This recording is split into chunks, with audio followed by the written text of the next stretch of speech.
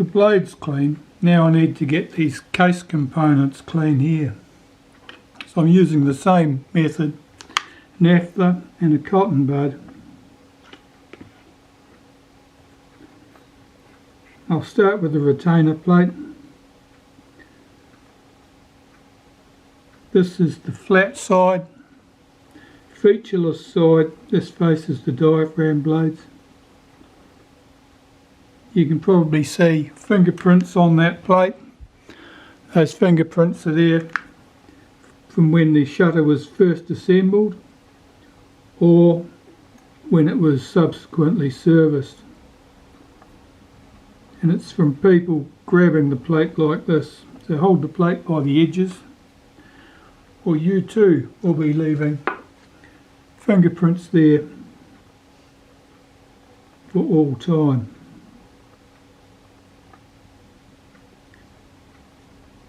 This side with the little indentations in it, that faces the shutter blades.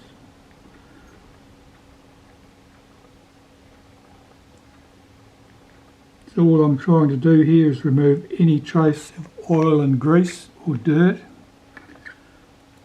Pop these things to one side. This is the setting lever. This is quite greasy.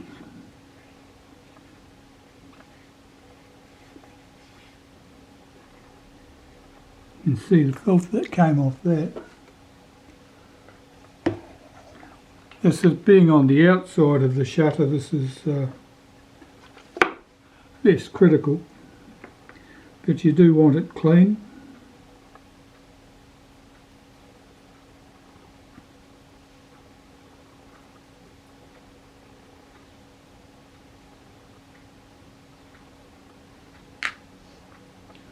The moving plate. The moving plate is the plate that is swung by the setting lever, and in turn it swings the diaphragm blades inwards or outwards to give you the desired aperture.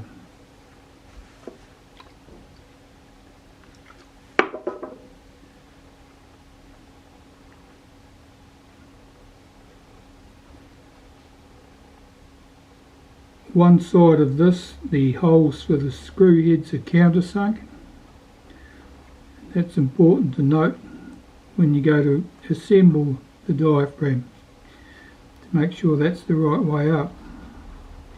Like the other plate, if you hold it between finger and thumb like this, you'll leave fingerprints. This one is not very badly marked at all, which may be just more good luck than good management. The case. The case, as you can see, is quite dirty. Have to give that a good clean.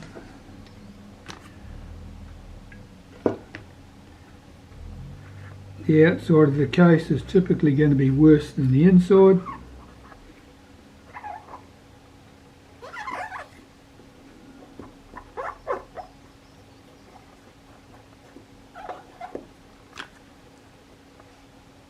But you want all the old grease and any accumulated dust and dirt gone.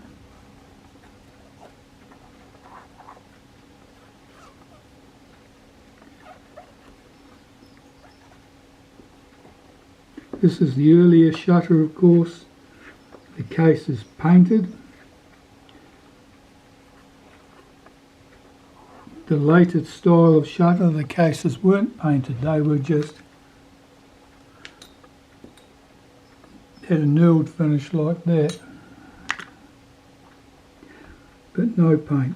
Okay, that looks okay. Those speckles that you see in there, they look like paint overspray to me from when the case was painted.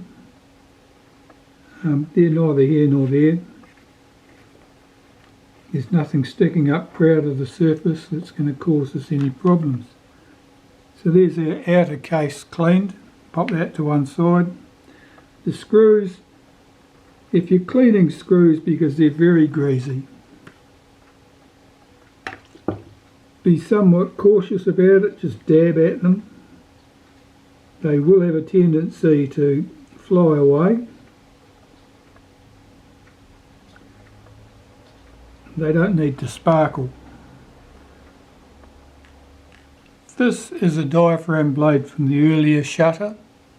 It's the traditional shape.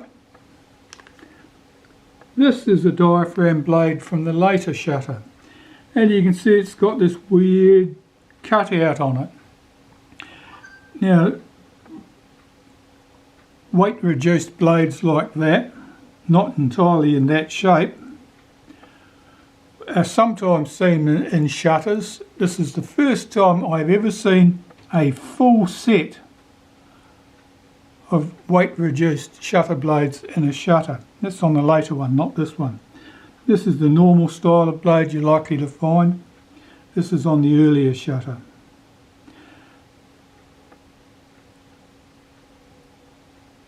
Why would someone do this? Well, there's not many good reasons you'd want to do something like this. Obviously, removing metal will make the blade somewhat weaker. The only reason I can think of it was someone's clever idea to reduce the problem of blades sticking together because of oil on the blades, to reduce the stickiness of them, the friction. The only other possible reason you'd do it was because you had some clever pattern for punching the blades out of the plate, and it was going to save you so much more material that you thought it was a clever idea. In any case, it's not a behaviour that they stuck with for any length of time. You only strike it occasionally, so it's something that was introduced and then rejected. So that's the weird thing about reduced blades. I opened up the shutter from the third camera to see if it had the same type of reduced blades as the other one. It didn't. It had some that are reduced like this. They got a big notch out of them. And as you'll see, this one here is very bent. The reduced strength at that point has caused the blade to completely buckle, and that would have been because the blades were stuck together with old grease and oil, and moving the setting lever was just enough to apply enough force to that to cause it to pop out of shape. So that blade really needs to be replaced. When I look at this one next to it, its narrow point is also slightly bent up. So it certainly created a weakness when they decided that they were going to reduce the blades for whatever crazy reason they had at the time. But I'm sure they learnt from the error of their ways and they stopped doing it. This is my assembly jig. It consists of a couple of 1/2 inch square drive sockets, 21mm and a 10mm I believe. It serves me well. Let's start with this plate. The little indentations must go down because those indentations are on the shutter blade side, and we're assembling the diaphragm blades side of this mechanism. Okay, I'm just recording this for a second time because the first time my image was too high contrast for various reasons for my camera, and the image was just poor. Unfortunately, editing the video didn't really help. I just ended up with corrupt video, so I've got to do this segment again. So we'll start here. Here's my jig for assembling the diaphragm. It's a 27mm socket and a 10mm socket with a little square peg to hold them loosely together. And I find this a very, very convenient way of assembling diaphragms. This plate, on one side there are 5 indentations. That side must go down. That's the flat side we want on the top. I have my blades all laid out. The rivet closer to the middle line of the blade is at this end. It's pointing down. We drop that into the holes in the plate here. I'm using a toothpick to help me get these blades placed.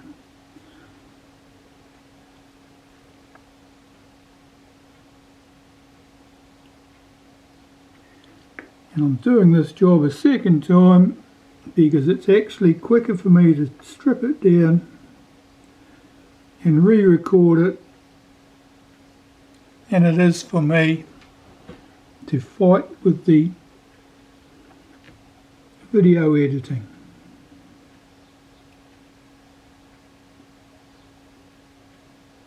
So the first 6 blades are easy.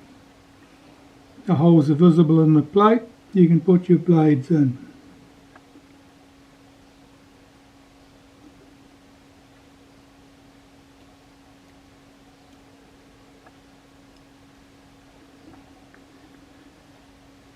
When we get to blade number 7, fun and games start. Alright, now there are no more visible holes in the plate. I've got to pull these blades back out of the way to expose these other positions. Now I've got to swing these away gently so that they don't come out of the pivot points at the other end of their blades.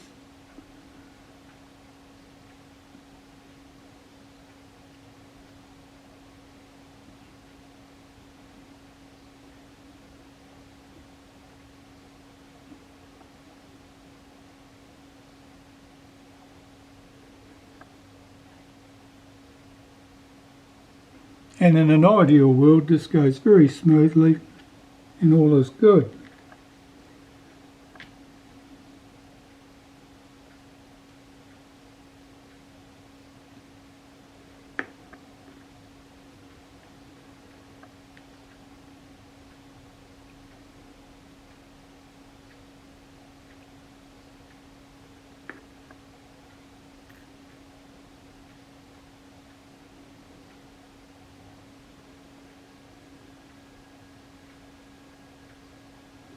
Do not be surprised or much disheartened if you have to do this task 2 or 3 or 5 or 10 times until you get it right.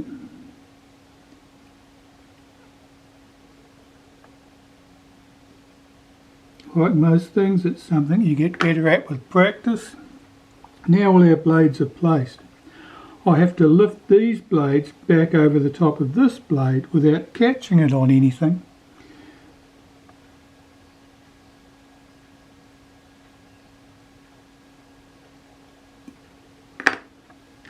And swing the blades back into position. Now if the blades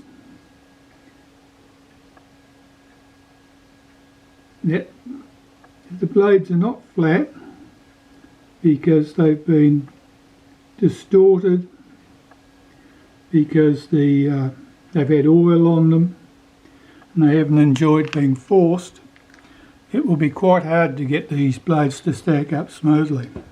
Right, now we've got this together and we can start with our moving plate. Now there are little indentations here. They're the screw holes. Now they're countersunk on one side. The countersunk side must go down on the jig. On the plate here there are 3 screw holes at the edge. 2 of them are close together. This plate, this hole goes more or less in line with that one there.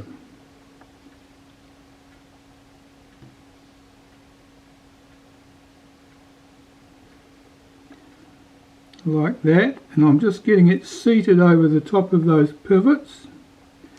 You may have to wriggle the plate about a bit to get this to go.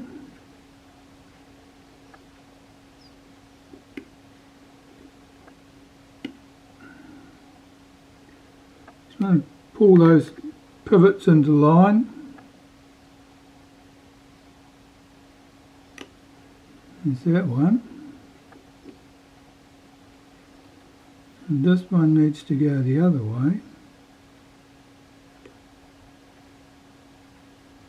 So all the pivots are in position there and the case needs to go on. Now we have our 2 screw holes visible at the edge here and here and one at the top. These two are closer together. They go into these positions here. So if I lower this over the top, give it a bit of a wriggle, you can feel it click into place. Swing it over, lift the outside of my jig off, slide it underneath, and move this around to expose the 3 screw holes. Now I can see them. It's fit the 3 screws.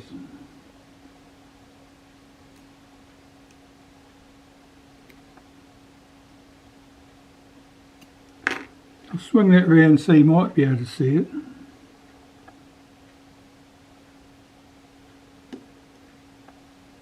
No, it has moved on me.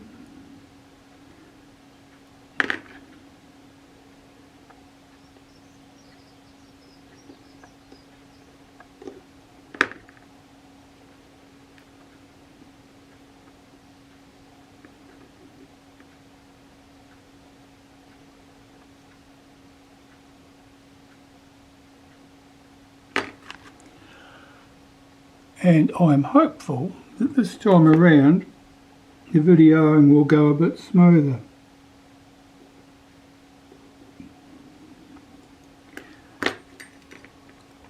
Like a lot of things in life, it would be better if I had better equipment, but yeah, fancy video cameras are very expensive.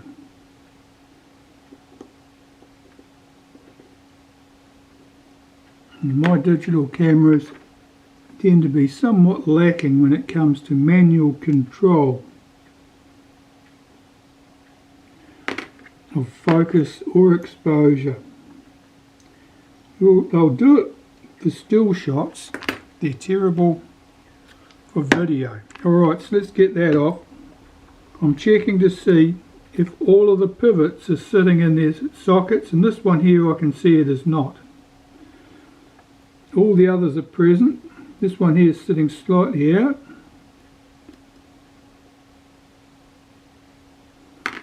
So where all of them are seated nicely on that side, I'll just tighten those screws down slightly to stop the blades running away. One blade here, I can see that the pivot is slightly out of line, and if I put my tweezers down behind that blade, I can possibly nudge it into position. I can just see the edge of the pivot here in the hole.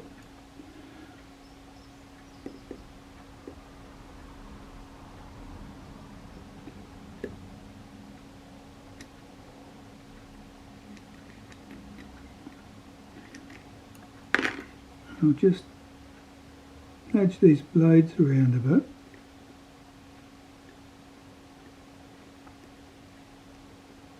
I can just see the edge of it there. At the point of my tweezers I should be able to pull that into line. There it is. There's the pivot. It's just dropped into place. So I'll snug that screw down lightly.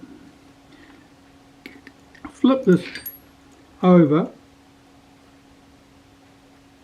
and check that the diaphragm moves smoothly. There we go. Alright, so the little loop here, the hole in that setting ring, we need to line up with this hole in the case so we can see where to get the screws. Here is our setting lever. Now the case here is notched. Those notches are at the top, the setting lever is at the bottom of the shutter. So I'll put this in place. I'm holding it up from underneath with my fingers. Rotate it slightly until I can see the holes here and here where those screws are to go.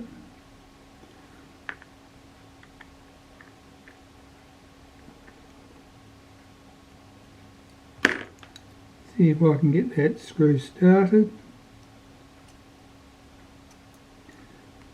Now it's moved slightly, I think.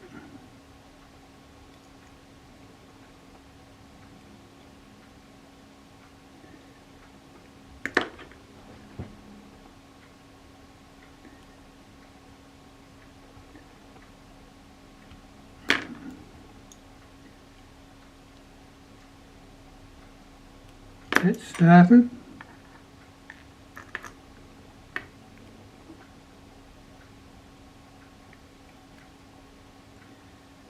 Get its mate started over here.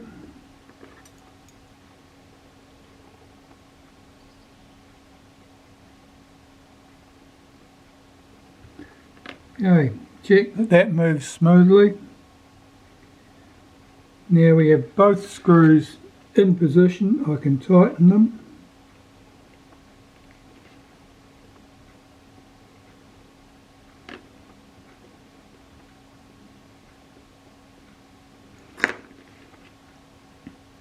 And there we have our freshly cleaned diaphragm blades moving smoothly in the shutter case. And we can put that aside and give our attention to the mechanism plate. Here are the components of the mechanism plate that we're concerned with at the moment. Got the mechanism plate itself with the speed train sitting on top. We have the blade actuating ring, the piece that oscillates this way or that way to swing the blades open or closed. The little lever that works this, and the cover plate that keeps this in position. Now all of these parts, and the fixing screws of course, all of these parts need to be cleaned with naphtha, and I just use naphtha, cigarette lighter fluid, cotton buds, Q-tips, and swab all these parts clean. So we'll start with the, let's put that aside, we'll start with the small pieces first. Alright, taking some naphtha. Just clean the retaining plate. You can see that the dirt's coming off that. That's mostly oil and grease. Bit of dust of course. Because anything oily tends to attract dust. Or it gathers dust. Dust particles fall into it, become entrapped, and before you know it, your lubricant has become a grinding paste. So that plate's clean.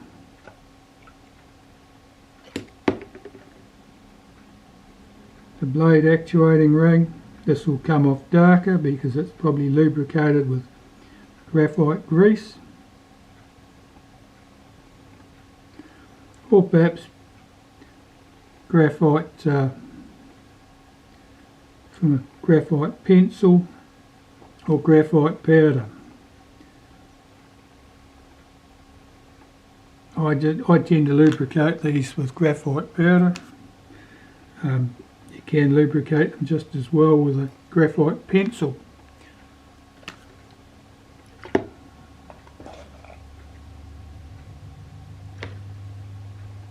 Here's our little lever.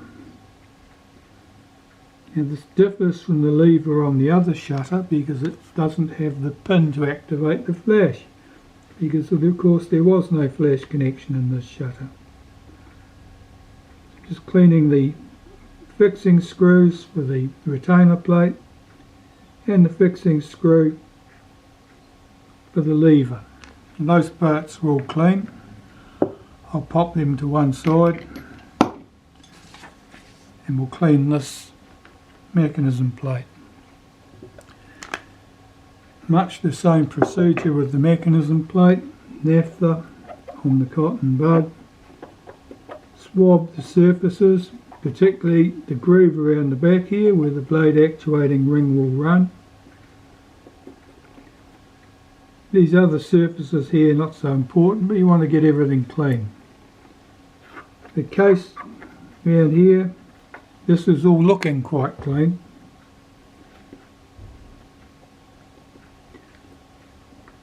Now, cleaning the case around this side, hold this lever back out of the way, swing that out, drop the lever back. That pulls this all out of the way, and coils up the spring in here so that you don't catch it with the cotton bud as you come around cleaning.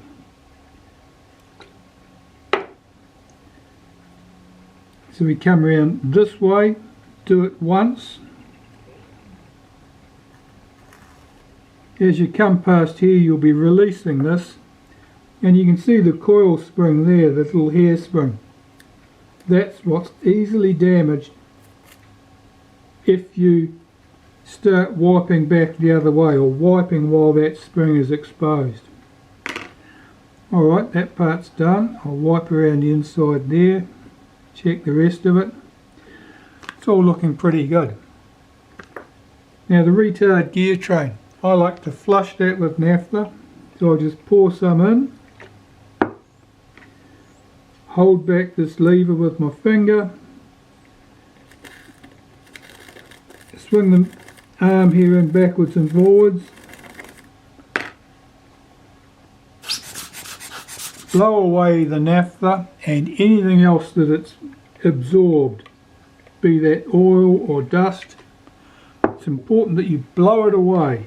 When you blow away the naphtha, you're also blowing away the contaminants that the naphtha has picked up, and that'll leave things nice and clean.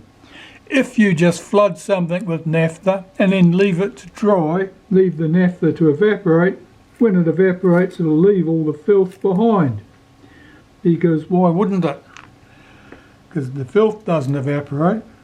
So that's why you do that. Use naphtha and you flush it and you blow it away and do it again, and this mechanism plate is now nice and clean and ready for reassembly. Well, I'll start with my blade actuating ring. Now there's a pin that sticks up here. It drops into that area there.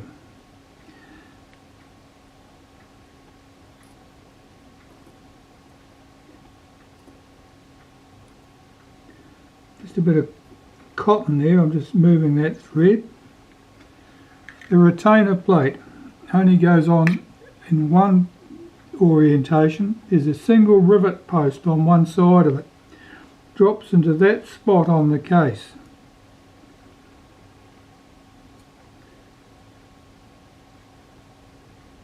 And this is fixed with 3 screws, 2 short ones and 1 long one.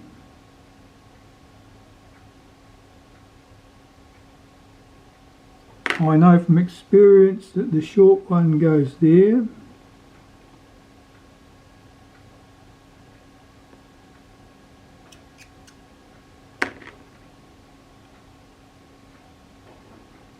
There.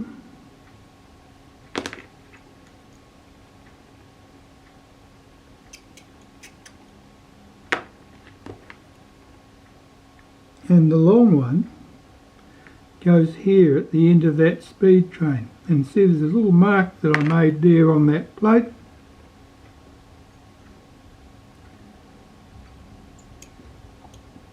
To show you where that went.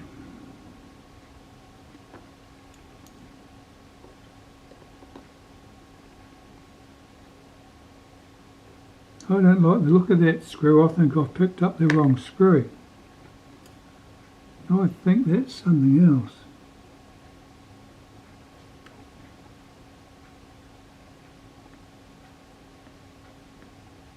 It was. Same thread, slightly different head shape.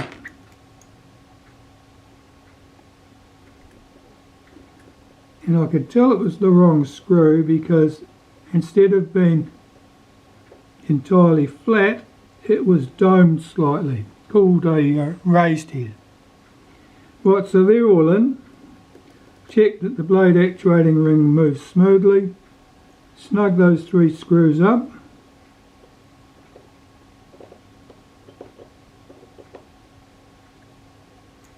Check again. That all looks good. Flip this over. Now here is where that stud came up from the bottom, and that's where our lever will go on.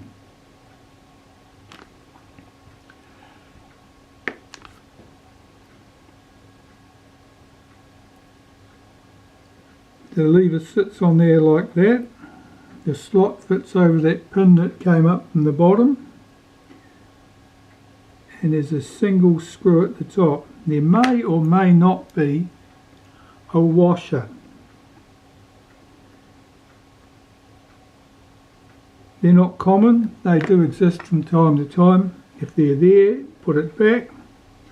If it wasn't there, it didn't need it. Alright, so that's in place. That moves smoothly. I'll hook the spring back over. That's our return spring. Check that the action is smooth and snappy. Got a thread of cotton here, I'm just trying to see the back of it. So this is spring loaded now. And I just need to lubricate this.